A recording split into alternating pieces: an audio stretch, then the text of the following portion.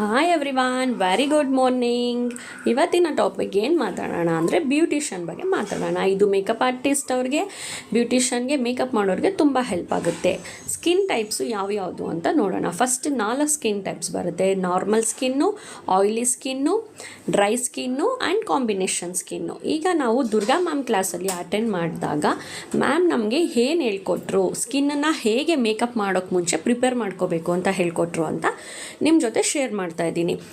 ಏನು ಮಾಡ್ಕೊಂಡ್ರು ಫಸ್ಟು ಅಂದರೆ ಸ್ಕಿನ್ನ ಚೆನ್ನಾಗಿ ಕ್ಲೆನ್ಸ್ ಮಾಡ್ಕೊಂಡಾದ್ಮೇಲೆ ಅವರು ಏನು ಮಾಡಬೇಕು, ನಾವು ಆಯಿಲಿ ಸ್ಕಿನ್ ಇರೋರಿಗೆ ಒಳ್ಳೆ ಫೇಸ್ ವಾಶ್ನ ಯೂಸ್ ಮಾಡಿ ಅವ್ರಿಗೆ ಫೇಸ್ ವಾಶ್ ಮಾಡ್ಕೋಬೇಕು. ನಾವು ಫೇಸ್ ವಾಶ್ ಮಾಡಿದಾಗ ನಾವು ಏನು ಕಂಟ್ರೋಲ್ ಮಾಡ್ತೀವೋ ಅದೇ ನಾವು ಫಸ್ಟ್ ಸ್ಟೆಪ್ ತೊಗೊಳ್ಳೋದು. ಅದಾದಮೇಲೆ ನಾವು ಮೇಕಪ್ ಮಾಡಬೇಕಾದ್ರೆ ಏನೂ ಚೇಂಜಸ್ ಮಾಡ್ಕೊಳಕ್ಕಾಗಲ್ಲ.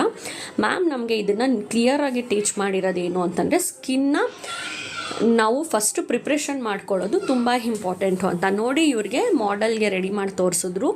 ಮಾಡೆಲ್ಗೆ ಇವರು ಫೇಸ್ ವಾಶ್ನ ಹಾಕಿ ನೀಟಾಗಿ ವಾಶ್ ಮಾಡಿ, ಪಿಲಿಗ್ರಿಮ್ ಅವ್ರದ್ದು ಫೇಸ್ ವಾಶ್ ಯೂಸ್ ಮಾಡಿರೋದು ಮೆನ್ಷನ್ ಮಾಡ್ಕೊಳ್ಳಿ. ಪಿಲಿಗ್ರಿಮ್ ಅವ್ರದ್ದು ಪಾಮ್ ಫೇಸ್ ವಾಶ್ನ ಯೂಸ್ ಮಾಡಿದ್ದಾರೆ. ಅದನ್ನು ಯೂಸ್ ಮಾಡಾದಮೇಲೆ ಅವ್ರ ಸ್ಕಿನ್ನು ನೋಡಿದ್ರೆ ತುಂಬ ಗ್ಲೋ ಬಂದಿತ್ತು. ಅದಕ್ಕೆ ಮೇಕಪ್ ಮಾಡೋಕ್ಕೆ ಮುಂಚೆ ಸ್ಕಿನ್ ಪ್ರಿಪ್ರೇಷನ್ ತುಂಬ ಇಂಪಾರ್ಟೆಂಟು.